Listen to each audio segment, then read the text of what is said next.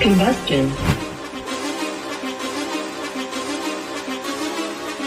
Whoa, whoa, whoa, whoa, whoa, whoa, whoa, whoa. Been running the game with my team making plays. Talking 80, my G, Swan and Jules in this place. Surrounded by dogs, keep the quarterback safe. I'm the one with the plans, they gon' do what I say. The game is not over, we don't celebrate in the end zone. We don't got no time in the wait. H-Town run down, we don't premeditate. We just go and get to it, we got them on skates. If the game going to overtime, kicking the overdrive, we gon' be first to the finish line. Play looking full, but I finish mine. Can I get second? We gon' line up like it's dinner time. We put in work till we get us a ring. Super Bowl season, we running the scene. H-Town the home of the realest that breathe. Keep your face down when you talk to the king.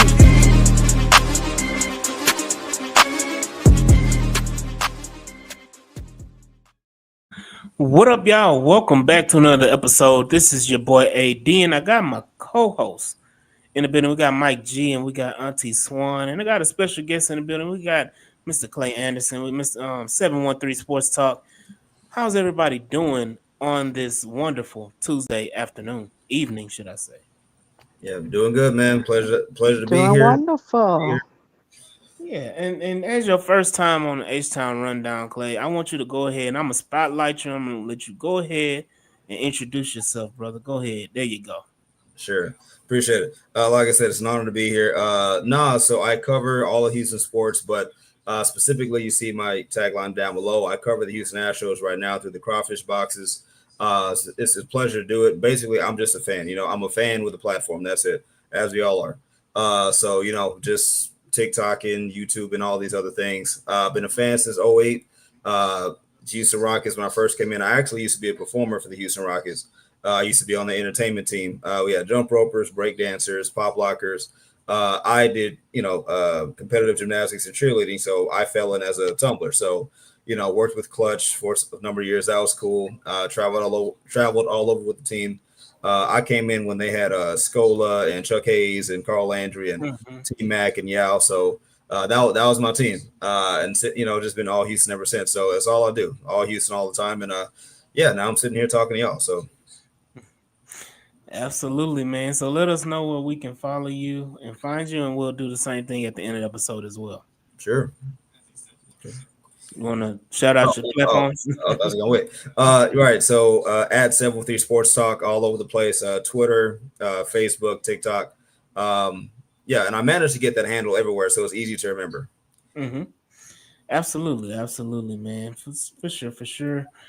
But y'all already know why we're here, man. We're here to talk about the Houston Texans today. And the Houston Texans had another, they went somewhat different. They went out to West Virginia. West Virginia. It gives me Patriots vibes because when Bill O'Brien was here, Bill O'Brien loved the Greenbrier like it was his second home. And unfortunately, the Texans have followed suit. Last year they went to Ohio, and this year, they're out here in the Greenbrier once again. Shout out to people in the comments. We got Frank Z. We're gonna talk about that depth chart as well. Chill out as well, DJ Waller. Yeah, we're gonna talk about playback as well. We got to talk about playback. And shout out to Moderate Texan Jay in the building as well. Yes, we are back in town. Swan is back after all her technical difficulties over the last few weeks. We finally got Speaker Swan back in the building. Auntie Swan in the building. But yes, the Houston Texans are out at Greenbrier, and they are actively, participating in training camp, and we had some different reports between Monday and today. Monday the defense went crazy, as they have been most of camp, and then today the offense, as they always do, they fight back, and they came back and had a productive day on offense as well. But I'll start with Clay. What are your initial thoughts on training camp so far for the Houston Texans? Sure. So at a glance, I'm salivating, right? Because, this defense is already top 7, top 10 at worst last year. Added pieces, CJ, GJ, you got Darrell Taylor from the Bears. And every indication I get out of camp is that this defense is absolutely gross and disgusting. CJ can't move the ball at the goal line, multiple picks. Kalen Bullock looks like he's going to try to threaten to be an all-pro out of nowhere. I'm hearing a lot of good things. But for me, though, I actually asked I tried to ask Landry Locker this. I also asked. It wasn't John Alexander. I think it's EJ. DJ Enemy. Enemy. There you go. DJ Enemy. He responded to me. I asked him like, hey, at what point do you have concern? Because I told him I wasn't concerned, but at what point, with all these positive defensive developments out of camp, do you get concerned about where the offense is? I know Nick Haley's new. I know everything is, we're figuring things out. But I mean, just the sheer volume of dominant reports I hear versus what the offense is doing, even if they're trying to marginally do better, what is that like? And he said, it's funny, he said, you mentioned West Virginia. He said he wouldn't be concerned until he sees that they're struggling even out of West Virginia. So I guess we're at that point now where you're looking at a litmus test and you're saying, all right, yeah, you better start punching back because either they're a top one defense like 85 Bears, or we got a lot more questions than we have answers. So that's kind of what I've been feeling, as Yeah. What about you, Mike? Yeah.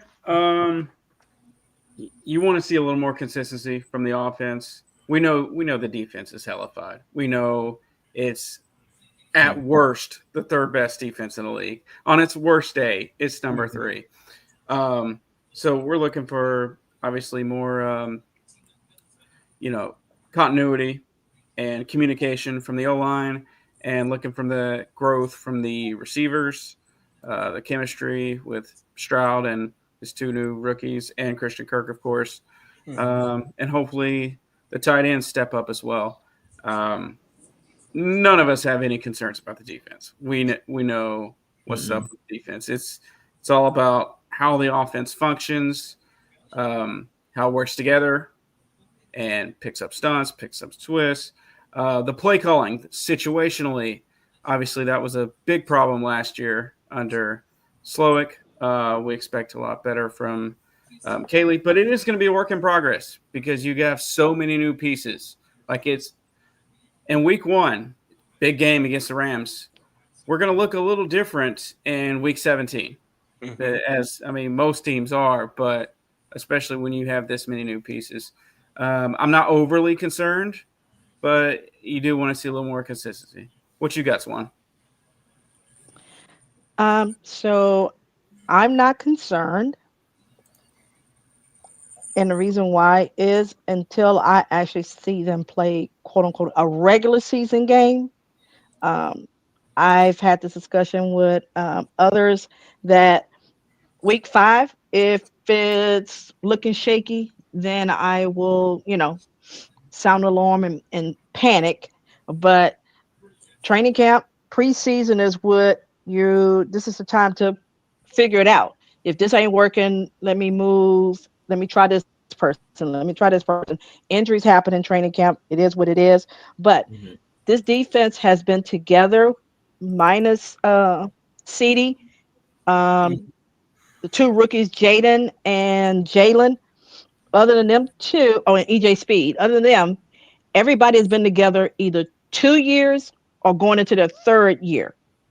So, and it was something that Kamari said was, and they asked him was, what's the difference between last year and this year, and and he says that uh, I'm just reacting, I'm just playing, I'm not thinking. And we hear rookies say that a lot, and we all say that we want them to play and not think so much. And whereas the offense, everybody is thinking. It ain't like this offense that CJ has been in, or maybe Nico has been in, and you can say, okay, well, we're not worrying about it. This is new for all. So, and you got a first time OC play caller as well. You got an O line, which we knew coming in, we had, I mean, I wouldn't say concerns, but you didn't go in as confident as we did last year when we had all the starters and we thought we really had an O line at that time. So I expect there to be some issues, especially if you're playing against, like you say, Mike G, top 3 at worst in our minds. So I expect them to be better and come out of the block. And if we pay attention to regular season, defense is always head of offenses. Some maybe 1 or 2 teams, but for the most part, it is. What I liked seeing at practice for what I saw that was different from last year is they don't look confused. CJ is To me, he knows what he's supposed to do. There are certain tendencies go he holds the ball. He just go want to try to make a play, and I live with that. But it looks like it's an offense. You just feel like, okay, we gotta get this. And I don't think it's really the old line as a whole because some of those are covered sacks because that damn secondary is what it is. Okay, so those windows are a hell of a lot tighter than usual. So it is what it is. Saturday when we play, I just want to see them play against somebody else and see what it Mhm. looks like, and then take a look at that, and then see what you do the following week when you play the Panthers because this could be your first preseason game. So I'm not gonna be freaking out because if it looks good or if it doesn't. I just want to see progress. Yeah, I'm like I said before. My expectation, my comments, and everything is going to be reserved until after the preseason game to see what it looks like. But we are joined by XO Intro. What up, XO? How you doing, brother? What up, what up, what up? How y'all doing? How y'all doing? Hope y'all been well. Doing Hope y'all good. been How you well. doing, XO? Yes, Tired, man. But yes, ready to talk some Texans ball, man. Ready to talk some Texans ball. absolutely. You got moderate in the building. He said I would like to see some stacked days from the offense. If they stack a few days together, I think all our words will be good. Assuage. There you go. Okay. See, I Assuage. don't think they're gonna Yeah, stack them the he way with you a want. I SAT think you word. just get better. SAT What? words. Yeah, he hit me What with I the want to SAT. see is less picks Well, and I think picks will happen. Picks will happen. I'm not as red concerned zone. about. I'm talking about those. Hmm. Those Yeah, bother me. yeah, and Yeah, I don't red think we've zone had picks as will many bother of me. those.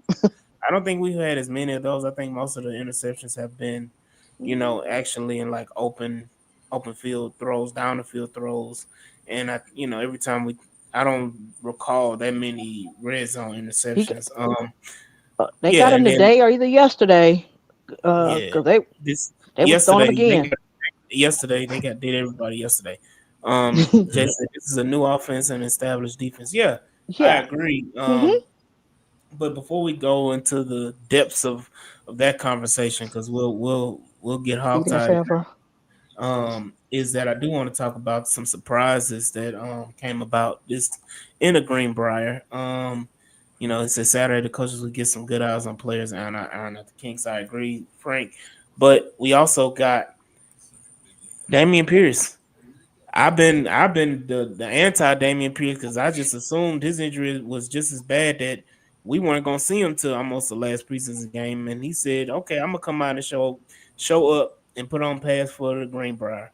So he's back, and then like I said earlier on the space, the golden ticket in the Willy Wonka chocolate factory is finally back on the field, and Christian Excuse Harris. me. Um, What did you call him? The Right. Golden Goose. the golden ticket No, no, no. Yeah, in the what factory? in the Willy Wonka chocolate factory. He has finally arrived. Christian Harris is back and active. He was in pass today. Saw minimal action, but he's on the right track. I don't think he'll play Saturday, but he should see some action in preseason. What is everybody the panel's thoughts about Damian Pierce and Christian Harris coming back? Sure. So I feel. uh, you got it. So I was going to speak on the Damian Pierce angle. So for me, ain't it weird that every time Damian has a chance to step up or an opportunity presents itself with like Mixon being out, right? Chubb kind of being slow to Mm-hmm. being chubby, again. Uh he's he's always either hurt or disappointing or out of place or something like that every single time. And similar to Christian Harris, I think this is Damian's last year on his rookie deal too, I believe, Mm-hmm. or something like that. Yes. So it's just the whole again greatest ability is availability, and even when he's played, like he's not a scheme fit. They've had to move him to kick returner. Now he's made plays in the kick return game. Like make no mistake, like that's him wide open. Get out of the way, let him run, bull and trying to shop. That's his game. He's not a big thinker like we just said earlier. He's not an overthinker. He can cut a little bit, but he wants to go north and south. That's what he wants to do.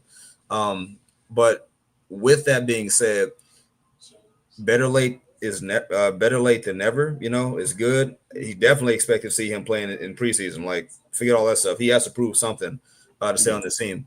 I just feel the same way for both. You know, in a to put it in a nutshell, I feel kind of the same for both. We know they're uber athletic and can produce when they're on the field or in the right situations. But how many times are we going to see that on the season? And then once the season gets rolling and guys get healthy, will they be consistent? What are we going to see in contract years?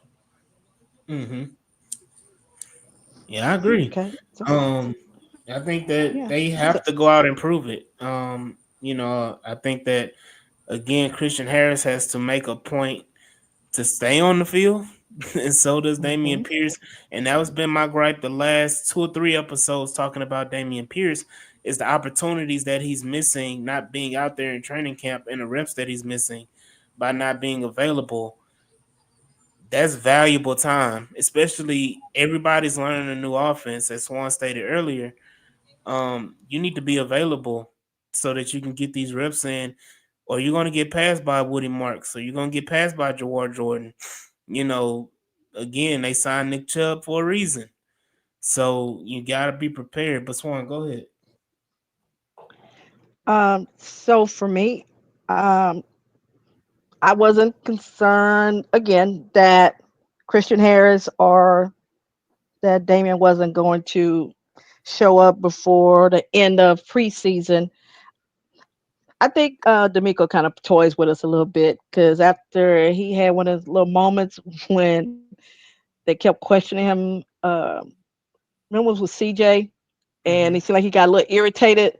Like y'all not gonna make me answer a Yeah. question. You're not gonna make me tell you anything that I don't want to tell you. I think it's that we make a big deal out of it. And I understand as fans why we do it, but the media, I think, just kind of irks him at times. But I think he just decided to take him off pup when he felt like it, and he wasn't going to put him out there before they got to the Greenbrier. So Damien could be traded. I mean, so that is a possibility because I was looking at that depth chart and it's like, dang, there's a lot of them on there. Uh, I look at the running backs, but when I look at Christian Harris, his skill set and his athletic ability and so forth, as long as he's on the field, he ain't going anywhere. But you got to take it for a grain of salt. You remember how I used to do Clowney? We just, if Clowney's out there, he's out there. If he ain't, you just gotta, I treat it like that with Christian Harris. If he out there, I know he go ball. If he hurt, Mm-hmm. I ain't gonna see it. But unlike the O line, I feel like they did better on the linebacking situation. Whereas that if he's not there, okay, fine. I got your replacements or your fill-ins. So I'm glad to see him. I don't think I'll see too. I don't know if we're gonna see too much of them. I think maybe probably what about a quarter Mm-hmm. because you can't take that chance. They ain't really been doing anything. So the last thing you need is for them to, re-injure the quad or the calf because they out there exerting themselves and they hadn't really played yet. So I think maybe a quarter to see them. So I don't see either one of them playing Saturday, honestly. But EXO, what are your thoughts, man? My thoughts on Damian Pierce is on the optimistic view. I just hope he's able to stack up the remaining days of his fall camp before the season starts and show that he should be on the team. Last year, he showed some glimpses of the fact that he still has decent running back ability. So there's still something there. Does this scheme fit him or not? We shall see. But that's on the optimistic side. On the pessimistic side of it, um, just kind of tired of him starting the year off hurt uh, for multiple times at this point. And for a guy that's trying to show the fact that he wants to play on this team on a longer horizon than just this year or the end of his rookie contract, it's kind of like you kind of shooting yourself in the foot a lot. So uh, on the just to kind of sum up the pessimistic side, if he shows, hopefully he shows the ability to still to build on his vision as a running back because he has the skill. He just needs to build up on I guess, the mental aspect of it in certain cases. And hopefully he's able to prove it in the next couple of games. If not, that's probably all she wrote on the Damian Pierce era here in Houston. Yeah, Mike. Yeah, Clay highlighted it very well that this was yet another golden opportunity for Pierce to seize the moment, and injuries happen in the game, but it seems to always hit him at the worst times. Um, in the pre-show, kind of mentioned, okay, what type of role could Pierce have? Like in the preseason, it could be interesting. For the Texans during the regular season, I think he'll have a similar role to me in the backfield, meaning no role at all. Because this is a crowded backfield with Joe Mixon, who will be, if not week one, he'll be ready early on in the season. You got Nick Chubb, obviously, looking for a big bounce back year. And then Woody Marks, who the Texans traded up quite a bit for. And he caught more passes than, hell, a lot of very talented receivers in this past year's draft class. So extremely crowded. And we didn't even get to Gerard Jordan. So I'm not concerned there. Christian Harris, I'm a Bama guy, but he can't really stay healthy. At this point, the team might view him as a bit of a luxury. Like, hey, if we get him, fantastic. Just adds on to a hellified defense. This chock full of a plethora of playmakers, even a linebacker, which, as far as units go, that's our weakest spot. And we still have Harris, we still have Toto, we still have EJ Speed, we still have Aziz. So, I think they probably do view it as a luxury at this point. And he might be a trade guy, on the trade block mid-season, depending on how the season goes. And obviously, Jalen Petrie didn't even get to Petrie. So yeah, you forgot Petrie as your other lineman. Go ahead, Clay. You ain't got to raise your hand. Hey, stop being disrespectful. Hold on, Clay. Hey, stop being disrespectful to Jalen Petrie, dog. I got to stop it.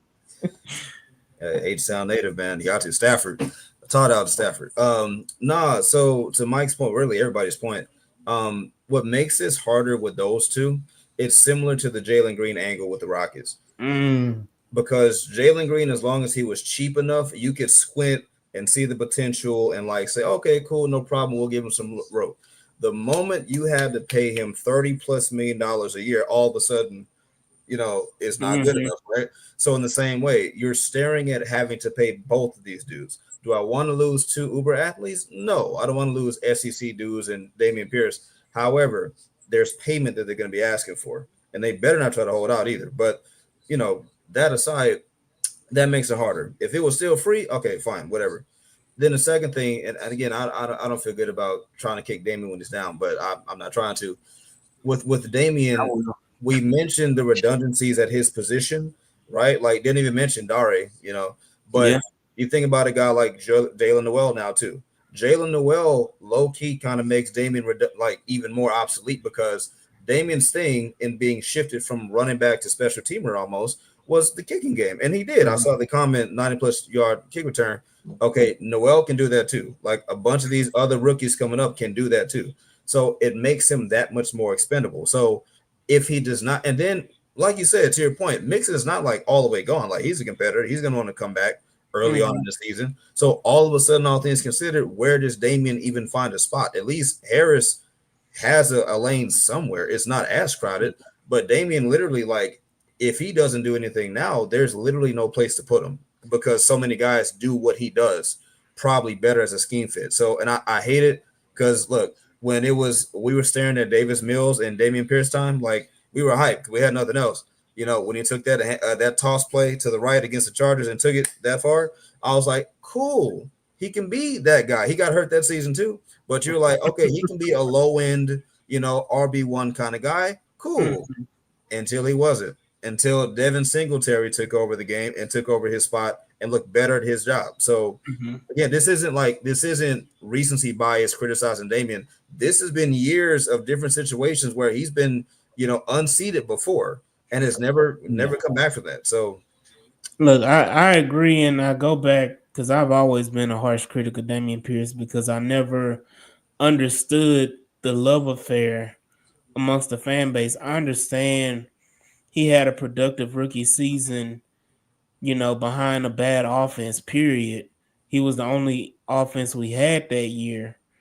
But I also go back to be like, okay, well, Steve Slayton had 1,000 yards as a rookie and never produced again close to anything. I don't even think he made it past the Texans as far as being in the league. And so for him to be a fourth round pick, he gets a lot of excuses made for him. He gets a lot of rope to hang himself. He gets a lot of leeway. Even now, the conversation is, well, let's see him in this system. This system is going to be more tailored to Damian Pierce.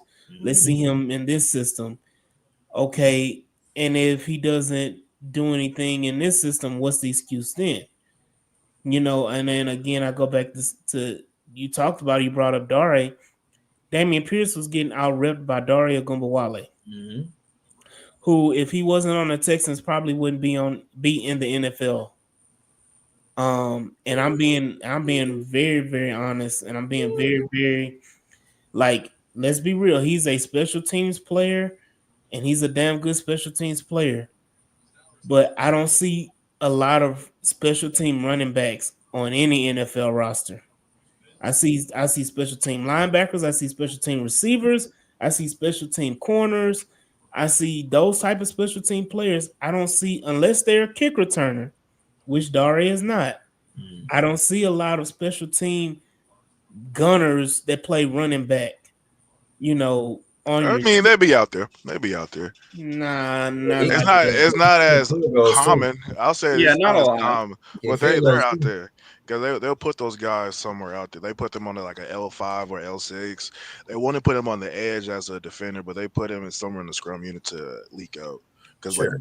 there's four phases of the punting of special teams. So you got punt Mhm. and punt return, kick and kick return. So they'll find a spot for you if they think you still Look, a decent running back or a if decent if player. we're holding on to Dario Gumbawale because he's an emergency kicker, Oh, I'm not saying yeah, that. That's the yeah, thing. Like, I'm but just that, to your point about putting Hey, running backs on special teams. They do that. It's just but they I'm but want I'm to go. just but I'm just But saying to kind of, I know it's a hot take or it's a whatever take, because I'm just being real. I'm like, on any successful team, Dare is not on the team at all.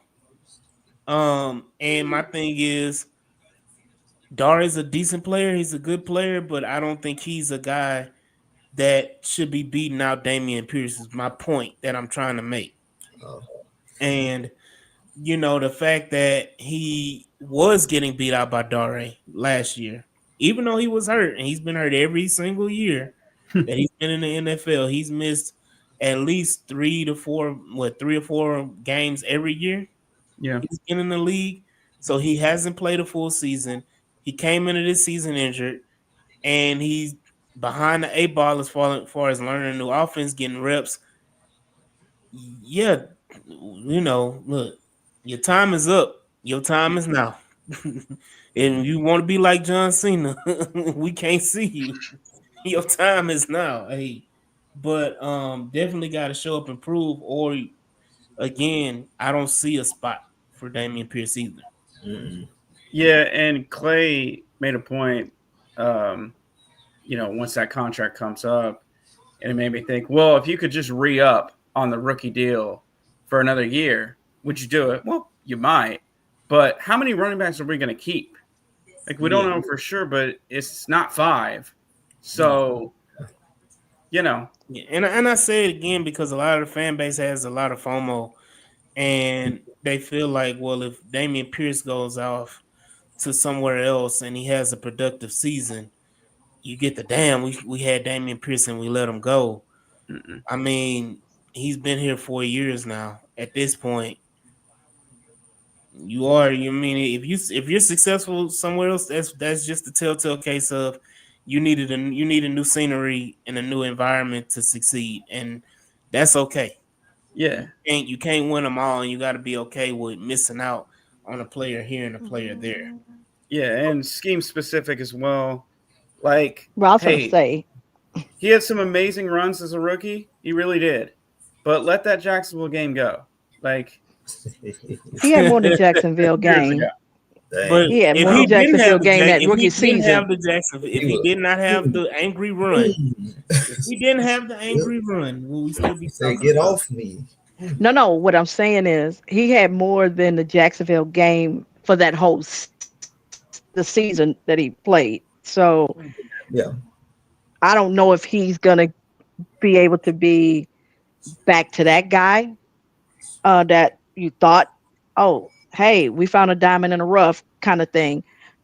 But we all know scheme matters. We just watched our rookie sensation quarterback come his second year and look totally different based on scheme in the sense of how you were coaching it the following year and not adjusting. So it can happen, but we have enough running backs on the team that we don't have to sit back and say, I got to hold on to Damien. But I'm one of those. I want to be able to say, we understood the first two seasons, these past two seasons rather, the scheme didn't fit you.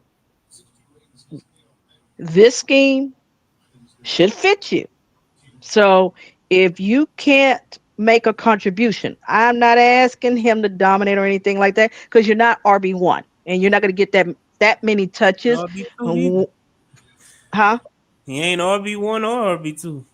No, what I'm saying is that based on who we think are one and two, he's not going to get the same amount of carries to, be that. I just want a contribution that when I see him on the field, we're not going like, oh, here we go. Let's see if is he go get 1 or 2 yards? Is he gonna lose a yard? I love him in the kicking game, the return game, and so forth. But just when you subbing out, it is kind of you know. So if we can get something for him and he gets to go somewhere where he'll have opportunity in the scheme, that's fine. But no, I don't like throwing away a draft pick if you don't have to. That's just Yeah, I me. mean, well, again, like I said, with his And lack that was of, part of them. That was a part of them Sean picks. So it kind of helps me to troll that if if I win the Super Bowl, that's my ultimate troll for Deshaun. So yeah, but it's like yeah, but you get to rub in. You gave me this pick that turned into this guy, this guy, this guy. You know how they did us with the Larry Tunsil thing? How everybody kept how many mhm. years that pick Years. lasted? Build a statue. And Yeah. guess what? We got tired of hearing about that damn pick. I want to be the one to do that. And I was So gonna I say, have some selfish motives too. speaking of the pick value, I mean, I think you could squeeze a sixth or maybe depending on who's looking, like you could squeeze a sixth, maybe a fifth for That'd be Damien. good.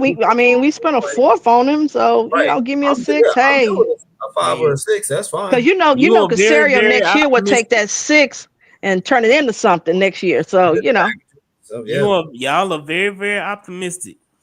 if you can get something for Kenyon Green, you damn sure can get something for Damian Pierce.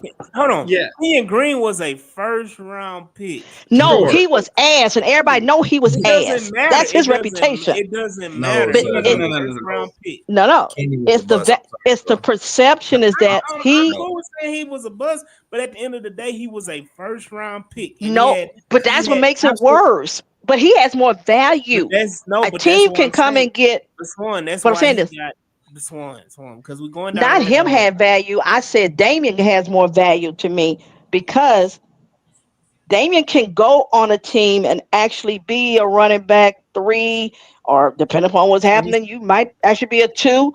He can he could stay do healthy? that. Can he do that Can and stay healthy? no, I'm talking about as far as value to if But you're trying to when a get team something trades for him. for you, but just like we talked about, because I'm gonna let Mike Once go. you trade for him, that's your problem. But You a once you team, get him, it's your that problem. but again, that hinders the team trading for them, because of the injury history. all right, I'll take. All right, I'll take a seven. I think 7-6. I think he's better than just cut guy. Like I don't think he's cut guy. I think Exactly. seven I six. know outside of us, there are folks that do think Thank Damien you. is a nice solid back. He just the wrong system, or we don't know how to use them. And the other thing I've heard is that, which is true, we had shitty lines. So, folks can use whatever excuses why they may perceive it that way.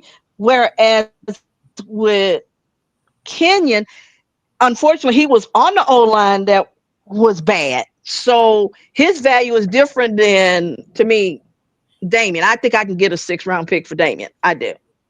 And I think Kenyon was on his way to getting benched anyway. Like, I forgot what game that was, but he had gotten benched Jets, for, I Jets, think, and I forgot who got hurt. Somebody got hurt. Yeah, he he got got a it. concussion, I think. Was Kendrick Green replaced him, and he got hurt. Kendrick, yeah. So Yeah, it was the Jets game. right, and he had to get put back in. But we saw him get benched. We saw that, and then he got hurt. They brought him back, and he didn't play. So, like, if you were going to tell us that you were done with him, I mean, that's the way that you do it. The fact that they parlayed that into C.J. Gardner-Johnson, hey, hell yeah, that's hats off. That's what I'm saying. I trust Nick to say, okay, listen, we can make this work. The market. All I need is one team to be the market. That's it. Like, that's all I need is one. And if I can get a 7-6, something like that, instead of cutting him, or do what they do, announce that you're gonna cut him, and then let somebody put a bid in, and then boom, there we go. I trust Nick to try to find a team, because Dame, like, to Swan's point, Dame has value. He does. Like, he does. He's a bit undersized to be playing the way he does, but he has value. So, but I also say you just don't want the headache for him or the team. Like, we love Damian. Damian wants to be here, but it's just not working.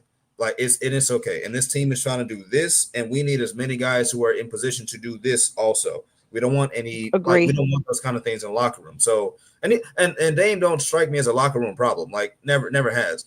It's just do right by Dame.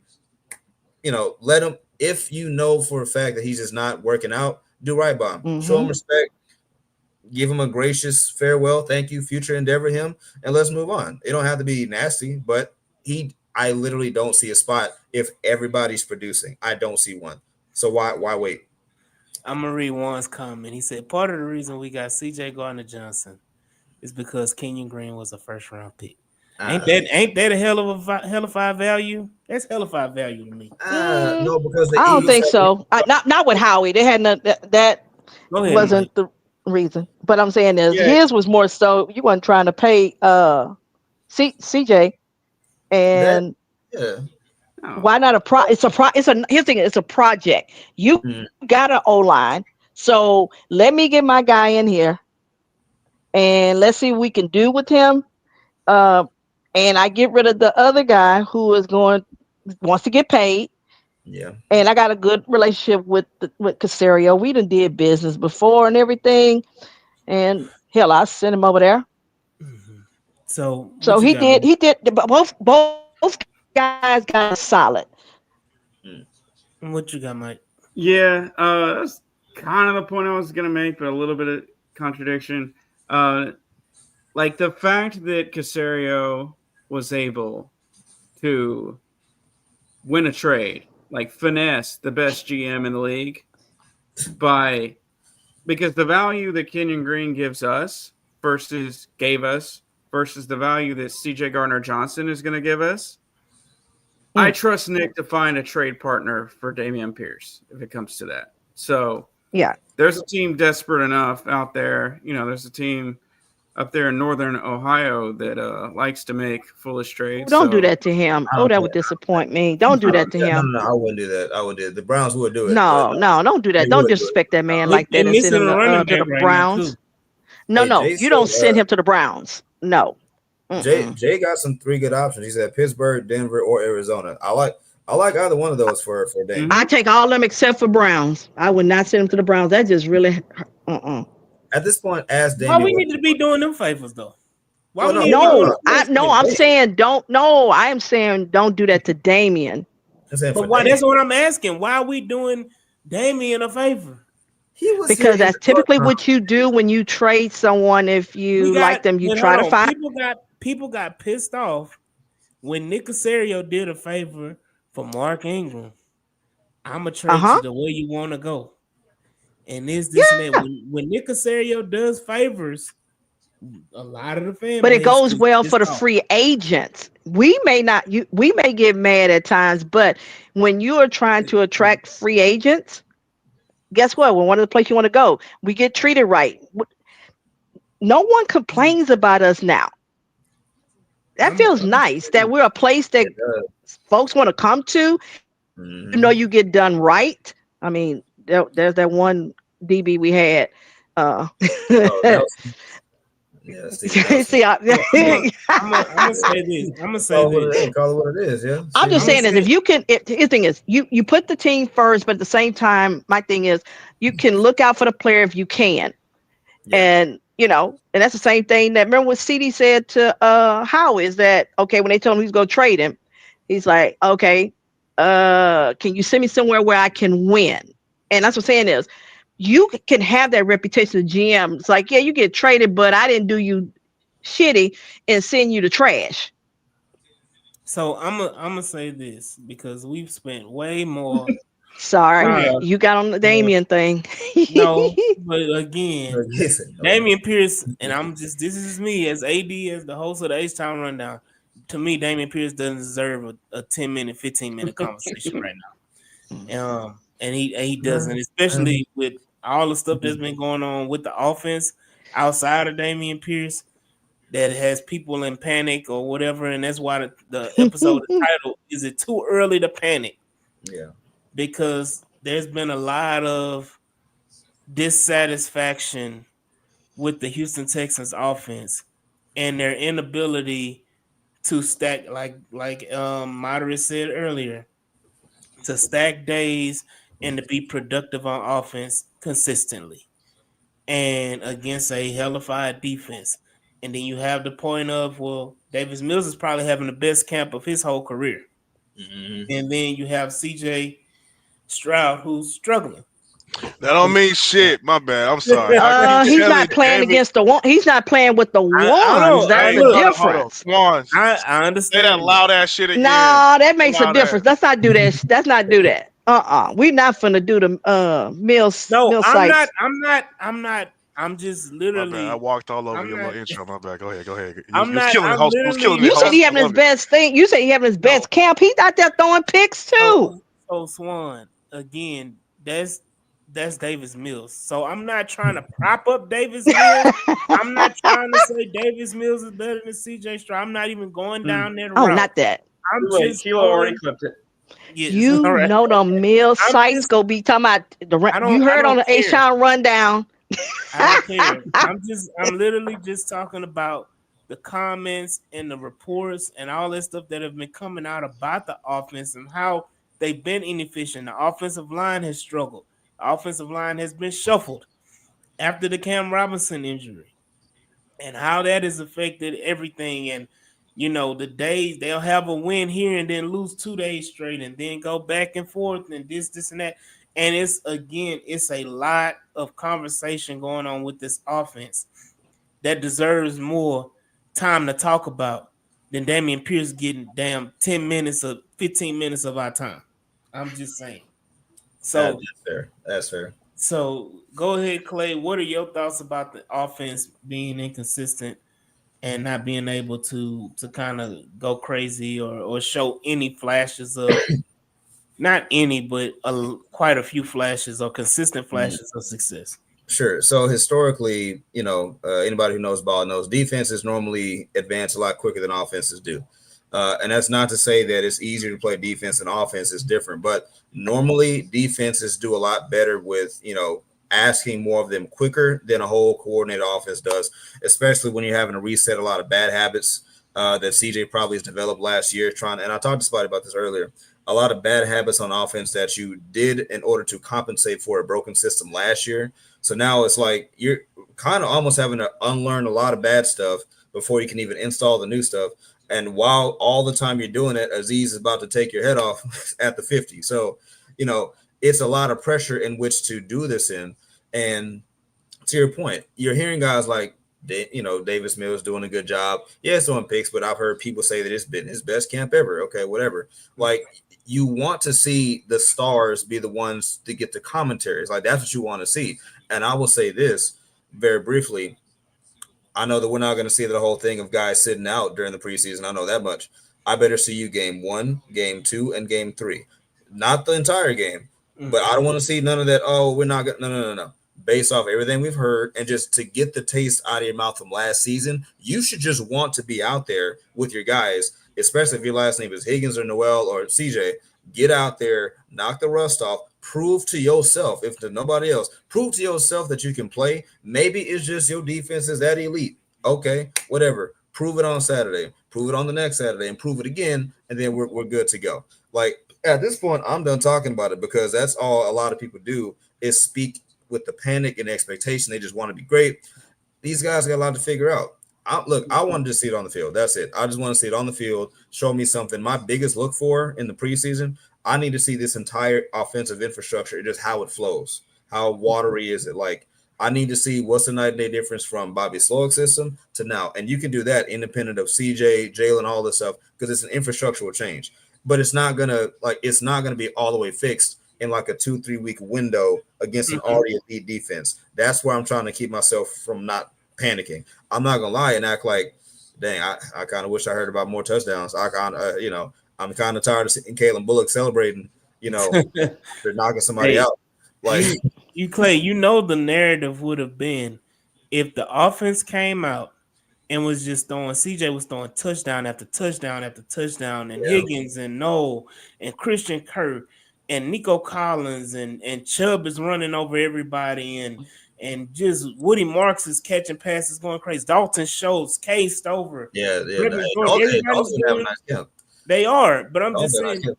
Just imagine if all of those guys were having just going crazy on this defense. Sure. Now the narrative is, well, what the hell is wrong with the defense? The defense. That's We true. supposed to. I'm concerned. We Because still that's supposed to be the side that that's supposed to be the side that we supposed to be great on. We're supposed to be dominant on defense last year. What Yeah. happened between last year and this year? That's true. And Very true. and so I'm okay. And again, I said at the beginning of the episode, I'm reserving judgment or comment regarding the offense until I see them on Saturday. Yeah. Saturday is when I'm going to talk about it and have an honest discussion about it, because a lot of this are all press clippings, side notes from reporters, and you get the occasional highlight from the Texans media team, social media team, and you're not getting an accurate picture. Even when you're at the training camp, you're not getting an accurate picture of what's really going on behind the scenes, because again, I could put my salary on it that they're not showcasing a full training camp or their full game plan or how they operate in a real full practice in an open training camp compared to what they do behind closed doors. Exactly. Go ahead, Mike. Yeah. Like you said, I mean, I'm not shout out DJ. Shout out everybody in the comments, Larry Payton. Be sure to like, share, and subscribe. By the way, we got some announcements coming.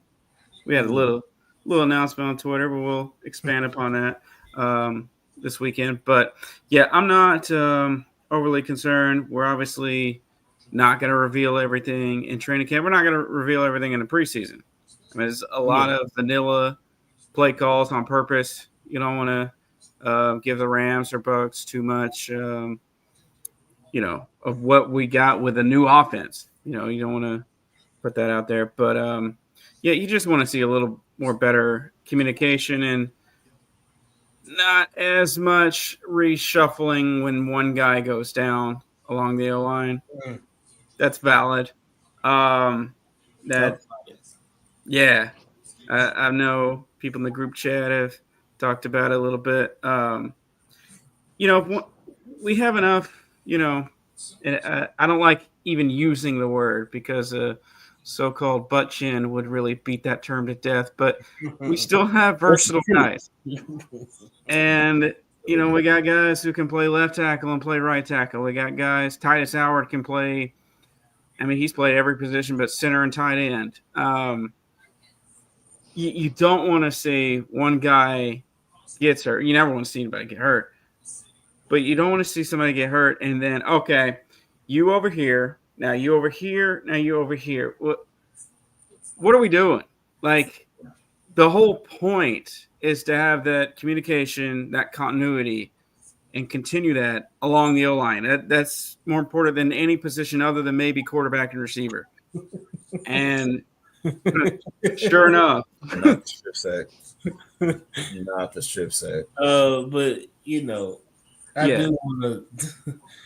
This is hilarious comment off the honey pack. Let's go. Shout out Ruben. Shout out, Ruben. Hey, EXO, go ahead, bro. Tell me what your thoughts about the Cam injury and the shuffling of the offensive line, man. Cam injury is interesting for him to get hurt in the first play. Team series or team drills. Um, it serves as a, I'm not gonna lie, it serves as a good and opportunistic scenario point for the offense and for the team. So I see why a coach would kind of like the situation because it can show like what can really happen in a moment where one of the starting guys go down because we all are hoping we find five guys for the year. One of those five guys, one of them goes down. So this kind of those one of those scenarios where you can kind of test out those situations. And another thing I liked about it was the fact that they did do a lot of shuffling. They did pretty much try everybody out at different spots just to see how somebody would suffice in that moment in that solution in that scenario. So it's a good moment to kind of see. I know a lot of people were kind of up in arms about it, and I can get it, but as from like a culture side of it, it's just a good time to just try out different shit, especially for practice, especially in a situation where we're really away from a lot of people, a lot of fans, but the media was there to kind of talk about the situation, and these are the moments that if the media wasn't there, we wouldn't even know that they did a bunch of reshuffling on a random Tuesday. So or Mhm. so um, I like the fact that they are shuffling the players around so they can there's no excuse of we didn't try somebody out somewhere. There's no excuse of we didn't see a certain grouping or a certain combo. There's no excuse of that. You kind of ran through all them shits through the whole fucking training camp. So hopefully you can find five people that could block on Sunday. So it's one of those good moments. I know we got a lot of bad let's say bad pub about what the offense did today, and it is what it is. If they are talking up the defense like they are talking up the defense, it should be a top five unit for the year. Mhm. Easily. So if we look back on the last 2 years of our offense and our team, what does it look like versus a top five unit? So it's good that our team gets to practice versus a top five unit. So what we know what that shit looks like. So I'm just hoping Nick Haley is getting a lot of practice and film on situational moments and situations because that's the big thing for OC going through fall installs and fall game planning. You really are at the beginning of the day trying to figure out, all right, different scenarios to put my team in and different scenarios I might go through throughout the year. And the more experienced OCs know more nuanced or crazed situations that can go on, or they just have enough experience. If a situation pops up, they know how to handle it. So I'm interested to see how Nick Haley is handling this situation where, hey, your starting left tackle did go down and you have to reshuffle the entire O line. What does that affect and what play calling? What does that affect in scheme? What does that affect in all the other things that go into an offensive day? So I'm Cam Robinson going down. I'm kind of concerned by because hopefully it's not a big injury or an injury that's going to not let him be 100% or 90% by week one. And the other thing I'm concerned by it is how thin are we at tackle Mhm. if you're hoping on Ursary and Blake and if Ursher and Blake, and if you don't trust Blake enough, you got to kick Titus out. So now if you kick Titus out, I got to put Juice at right guard or left guard. Do I put him at right guard or left guard? I can put him at left guard, but I got to move Lake and Thompson over at right guard. How many times Lake and Thompson go over that right guard? Not enough. So I got to keep Lake in there, put Juice back at right guard. All right, if Juice is at right guard, what situations work best with Juice at right guard? Was it Jared Patterson? Was it Eli Cox? Was it Jack Andrews? I don't know. All right, if I put Ursery at left tackle, what play calls am I the most advantageous with a bigger left tackle that takes a bigger gallop step? Do I call more hitches? Like so, that goes into kind of like your thought process and like in your offensive game plan and just your offensive side of the ball. So I'm glad it happened because you get to go through a lot of shit. You get to try a lot of shit. You get to see a lot of shit. So it's eye opening. We got our ass whooped because we had one of those crazy moments that happened in the middle of a game, and we're going against a top 5 defense or a top 10 defense. So that's what's going to happen. So offense is supposed to not wake up, it's not go to sleep tonight. We watching films all throughout the Greenbrier in different fucking little breakout rooms in that goddamn little hotel they had. And what we doing? Watching film. Doing walkthroughs in the hallway, doing walkthroughs inside the room. We gonna try to figure this out. That's what we hope. Well, that's what I hope. So that's what I take from that moment of Cam Robinson going down. It's a good learning moment, and then the O line shuffling. I like it because shit. Find your five. Find your five. No have preset guys starting. Find your five. Yeah. I think that's been the comment they've been preaching is that they're still evaluating, they're still trying to find the five. And I think I've said it before, I don't see the offensive line being set until probably the second preseason game or even a little bit after the second preseason game, Yeah. but definitely before you get to the third preseason game, that the offensive line will be set. And again, like Exo was saying, this is a great opportunity to see who you have and where everybody can play. And in case break glass moment, and you kind of have a plan on, and you can see what transpires and how you can move the line around in case something happens in the middle of the game, and you're not just scrambling like crazy. I remember the first year of D'Amico Ryans, Bobby Slowick. It was week 1 against freaking the Ravens, and the tackle got hurt. I forgot his name. What's his name? What was the guy that was the tackle that got hurt? Which with the brother Khalil? No, No. I'm talking about uh, with D'Amico, with Amigo. and it was against the Ravens, and I forgot what was his name, the one that everybody wants to bring back. George Oh, Fat. George Fant. George Fant got hurt, Mm. and we just it seems like we were shell shocked trying to figure out who can play tackle. If I'm not mistaken, we had I remember Josh Jones was out there, but we also played what's the guy name? The guard. I think we played Gary, uh was it Gary? No, not Gary. no, it was a white guy that played interior offensive line. They put him out there at tackle. And that same Not Deculus. no, it wasn't Deculus. Thomas. Was it You're not John talking Deculus? about was it? Um, It wasn't Charlie Heck, was it? No, No, it was wasn't. it? It was an interior offensive line not Charlie that Heck. they had play tackle. And the first play, CJ got sacked immediately. Oh, I know who you're talking about. Oh, I know who you're talking about. Hold on one second. One Oh second. my Pull it goodness, yeah, up. that's I'll pull it Dieter, up. Michael Dieter. There we go. Dieter. Thank you, Dieter. Andy. Yep. You And that had was a offensive guard and center play tackle because you didn't know what the hell was going on or what to do when your starting tackle got hurt. I I don't remember want to that. I see. was yelling. I think I even texted Jay why they didn't put Dieter at center. Why are they not putting? I'm texting him while I was at. Why you not putting it at fucking? And then out of nowhere, you got to tackle, but you got him at fucking guard next to the fucking other Yeah, guard. it didn't make sense that you, Josh James, who was a guard tackle, that you didn't put him at tackle. You kept him at guard, and you put Michael Dieter out there at tackle. And that very next play, CJ Stroud Exactly. almost got killed. And by I forgot the defensive lineman name, but the Ravens almost killed CJ Stroud the very next play. So I don't want that type of situation to arise in with the offensive line if one of our linemen gets hurt and we're up here trying to put Juice Scruggs or Jared Patterson out there at tackle because we don't know what the hell is going on. So yeah, Jay right here. It was just Yeah, that was PTSD, dog. yeah, it was a hot mess, man. It was a hot mess. Then talking about Ladarius Henderson. Hey, that's that's another episode. We'll talk about Ladarius Henderson, who was talked about and hyped up all season, Oh yeah, that was and gonna be the golden guy.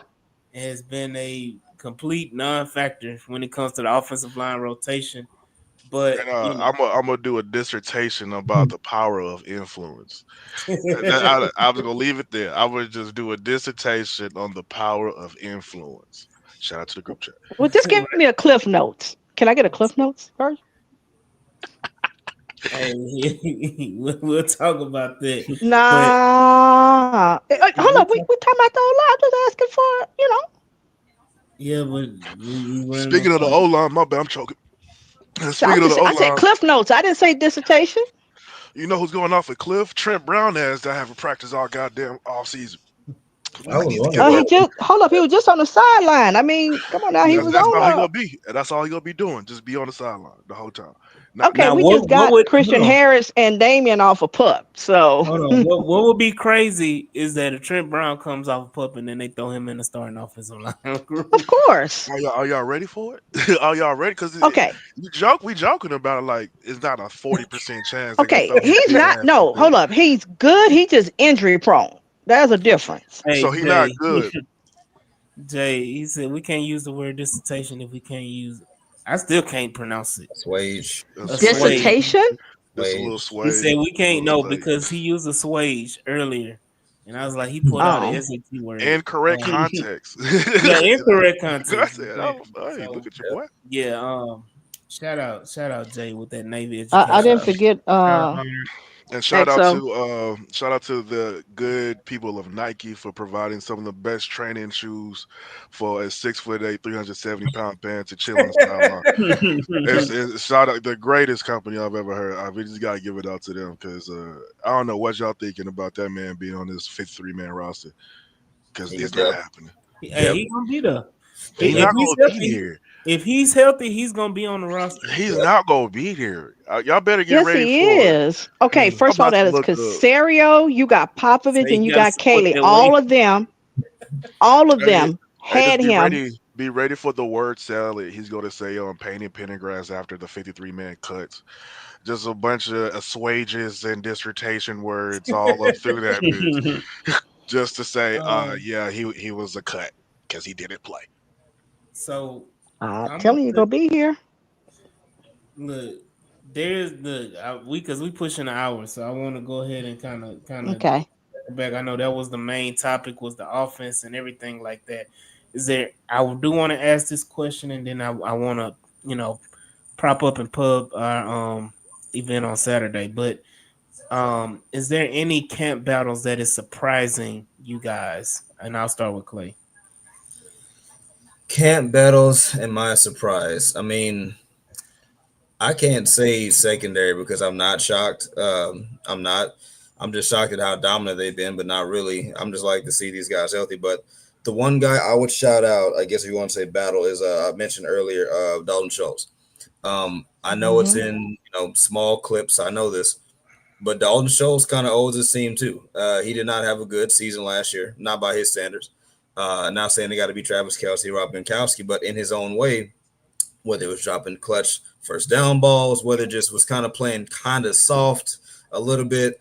Like Dalton just never looked comfortable all season. So I'm happy to see that Dalton Schultz, at least, he's been unaffected by whatever the offensive problems have been. He's been scoring touchdowns, he's been making plays. So I'm just excited to see what this might be as a launching pad possibly for Dalton Schultz heading into the regular season. Mm-hmm. Mike. Um, yeah, I mean there's a few along the offensive line, particularly at center.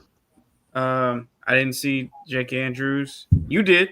I didn't really see Jake Andrews kind of taking the bull by the horns and making a case to be the starter there at center. Even though I mean he was all right in New England. Don't as you alluded to, Clay. Dalton Schultz stepped up, even though he's getting a little bit of competition there from Cade Stover, which we like.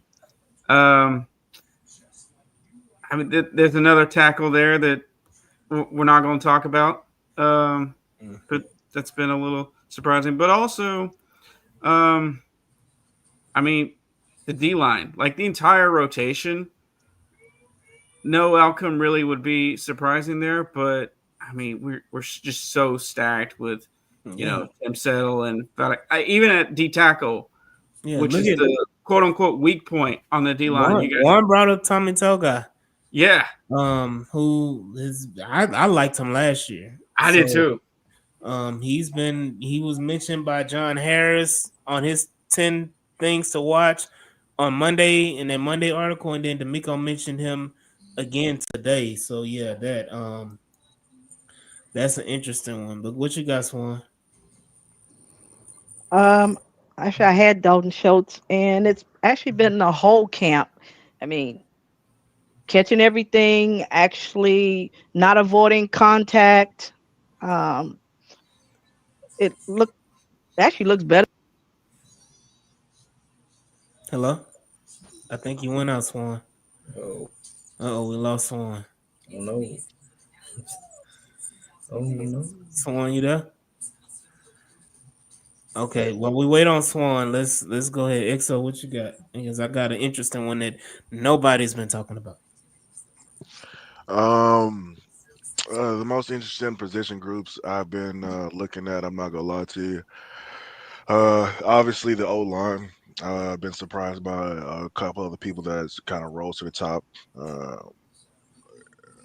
that being like as y'all know, the center group.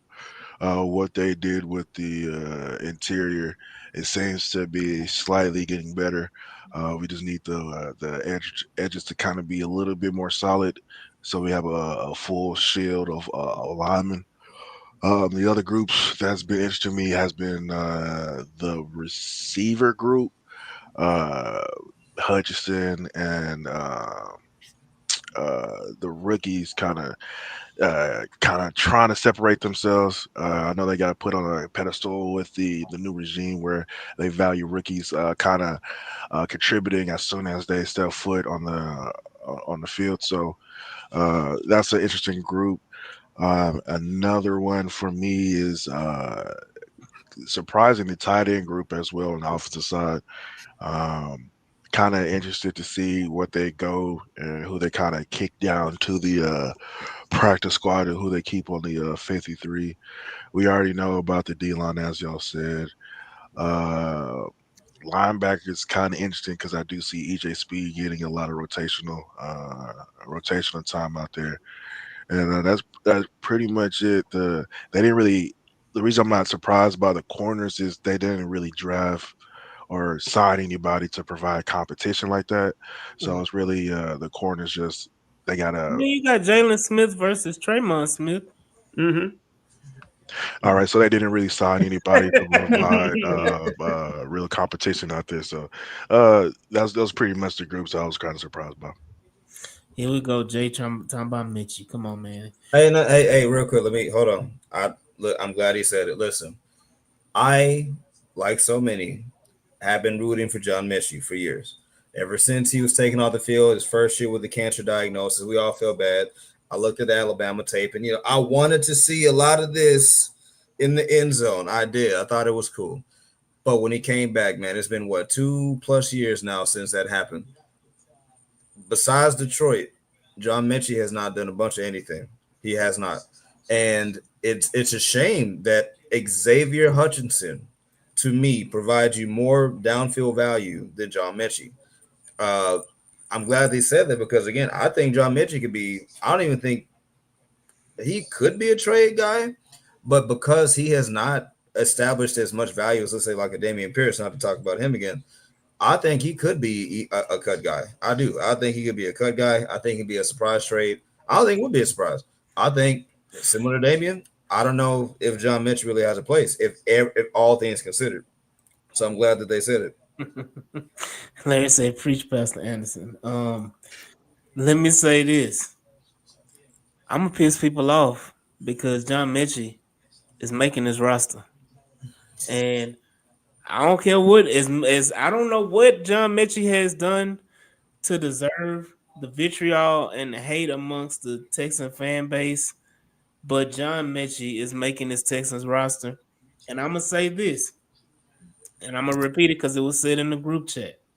Somebody asked, "What has John Mechie done to make people dislike him?" And shout out Dr. Barrett. He said he survived cancer. that is that is look. Oh Let me say this, man. If that doesn't, because I promise you, I feel like if John Mechie didn't go through the cancer diagnosis and saga, I don't think the vitriol would be there for John Mechie. is it really I, vitriol? I, I'm not trying but to. no, no. His thing is, I don't think. No, his thing is, I don't think if he hadn't had the cancer, I think the career would have started off differently. Yeah, Yeah, 100%. yeah, yeah. So that's the whole thing. Is the setback came from the cancer. He recovered. Very grateful for that. So it is what it is. The fact he even got back on the field to do it again, because Yeah. most don't. So that's what set him back. Yeah, and look, I know Yvonne put it in the comments. We almost to the. He gone. He gone. We almost there. We almost there. We ain't there yet, but you know, my camp battle, and Swan, I'm gonna let you go, because you didn't get to finish your camp battle that you were talking about. My camp battle is not talked about, but he was involved in a fight today. He was involved with a fight in a fight Damn it, today you with stole it. with the aforementioned Dalton Schultz, Rush Yeast, because Yes, damn it. the safety position is not being talked about nearly enough. But and unfortunately, Jalen Reed got an injury and he's out for a few weeks. But the competition that Reed has brought, that Rush Yeast has brought to this safety room, gives me great hope that the days of Jimmy Ward and MJ Stewart are almost behind us, and that we may be able to move on from those two veterans and rely on the Rushies and a Jalen Reed to be our backup safeties behind Jalen Petrie and good old CJ Gardner Johnson. I think Ward sped up that process by You not don't to think? Hey, talk about it. He hey, kind of maybe sped up that process. I won't go sped into up too. Mhm. Yeah. yeah. Plus, he's never here anyway. He's not Yeah. But his healthy. thing, but Hey, yeah. if But his Jules thing was is, here, Jules you think would be ringing Casario, your praises. Okay, go ahead, Swan. My bad. but his thing is, uh, don't you think they kind of planned for that, because you traded for CD, you drafted, because remember, folks, some folks, many was, why did we make that pick kind of thing? And that's before any issues with Jimmy. I think they were already preparing for that. I think who was it that said it? Was it Rankins? I think it was, when he made. They asked him what was the difference between when he first got here with D'Amico and when he came back, and it's about installing your culture and doing all that. They've done that. So now those vets that you was holding on to, and I just treat Jimmy like, he Alfred Blue. That's D'Amico's Mm, Alfred Blue. Okay, so mm. I'm just saying, every coach, I don't care who it is, every coach got that guy.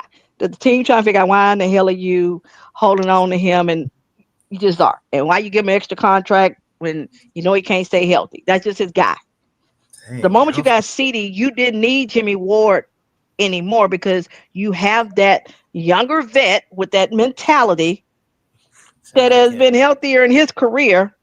So I think this was even before the whole thing went with Jimmy, allegedly. This was his last Allegedly, season allegedly. anyway. Huh? I was saying allegedly. Yeah. And with MJ Stewart, As long as I only see him on special teams, I'm good. I just don't ever want to see him on the Getting cooked. what- yeah. Getting I'm cooked. trying to find a better way to. 'Cause Yeah. if I see the back of your numbers more than I see your visor, that's not good. If I see your numbers, He reminds me of a guy we drafted out of Bama. I He thought the actually was dude a could good never turn his player. head around. Yeah. Yeah, no, okay. See, oh, never mind. We'll do that another time. Catching strays tonight, huh? Hey, damn boy's going He wild. was. He was getting Uh, cooked. cook. hey, Glorilla said let her cook, let him cook. Get Um, that look. hey, look, this one not trying to catch a case. Hmm. But definitely, but I do want to say that, man, because we talking about all these things, and all eyes will be on the Houston Texans on Saturday. Mm-hmm. So what Mm. I need y'all all to do is I need y'all all to go ahead and click. Matter of fact, Mike, go ahead and do your pub real quick. Let me go ahead and get this link real quick. You talking about the like, share, and subscribe? Yeah, go ahead and do that. Yeah. If you haven't already, you gotta hit that like button. You gotta hit that share button and subscribe. And if for whatever reason you don't like this content right now, you can hit that dislike button, but really stick it to us. Hit it twice. That's funny. Definitely. I'm about to put it in the comments so we can all go ahead and click this link. I need y'all to share it and give me a second. A little technical difficulties. I'm getting a little old, y'all. Um, Texan fan rehab talking about Jack Reeves. No, we ain't talking about Jack Reeves. Oh Lord, no. But I need Oh, who I y'all. was talking? He's talking about who I was talking about. That's what I thought. I guess he thought you was talking about Jack. No, I am talking about Kareem Jackson. Yeah. That that Negro couldn't turn his head around to save his life. Yeah, when you said Bama, I knew who you meant. I mean, look. At least he tried Ooh, hard. Like that is not me. Kevin Johnson was a whole other. I don't know if you Huh? remember Kevin Johnson. Oh, of Oh course. yeah, he was yeah. No, Crashed, Kim just knocked himself out. crashed Yeah, he down. knocked himself out. Thank you. So no. Crashed. Thank you. That's all I gotta say. He played like he had the size, but This man, you said it I like the perfectly. kid. Concussed himself. Like this man, no. Man, that uh he did it I can tell you what game it was in. It was in a Patriots game. He concussed himself. Because Uh, he's like, Hey, so he I'm just played his thing is he played like Kamari in the sense of trying to play like a crash out, but he didn't have a body for it. get your head up. so Like, this is the link right here. Y'all go ahead and click this link or copy it and paste it and go ahead and sign up for playback. Go ahead and sign up for playback and join us on Saturday as we will be live streaming the Houston Texan game.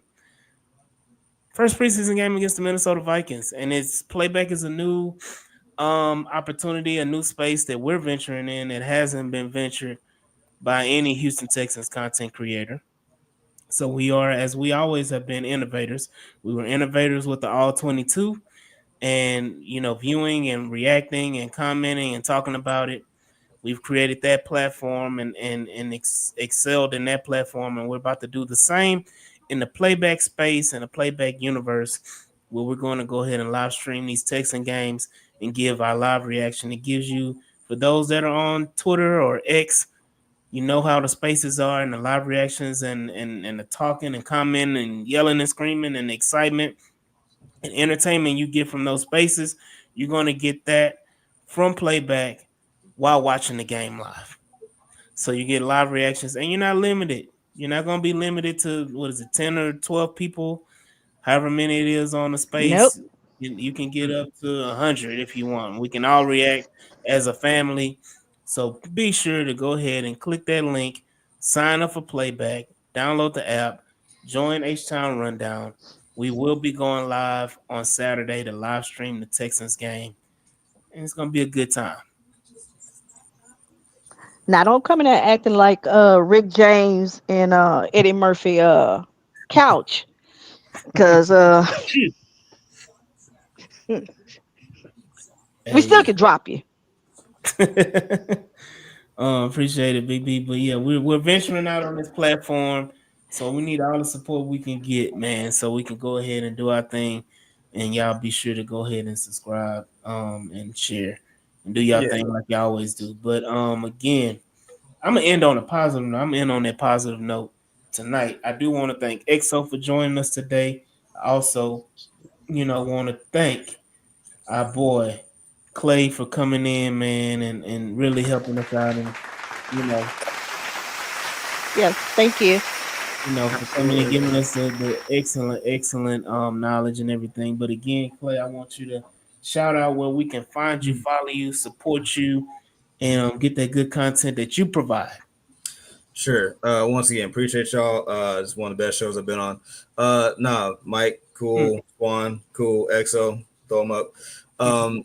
So it's 713 Sports Talk everywhere. I snagged the handle. Twitter, Facebook, working on Instagram, thinking about it. Of course on TikTok. Mm-hmm. All over the place. I'm always collaborating. So, again, I also write officially for the Crawfish Boxes, cover the Houston Astros. If you saw me looking off, it's because the Astros are beating the Marlins for a second trip. So it's like always moving around doing different things. But no, I really appreciate y'all. I'm all over the place, and looking forward to the next time I'm able to collaborate with y'all.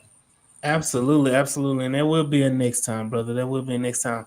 So again, y'all go ahead and support Clay at 713 Sports Talk on all his different platforms. Again, shout out EXO, and y'all go and follow him and check out EXO at the EXO intro underscore on X.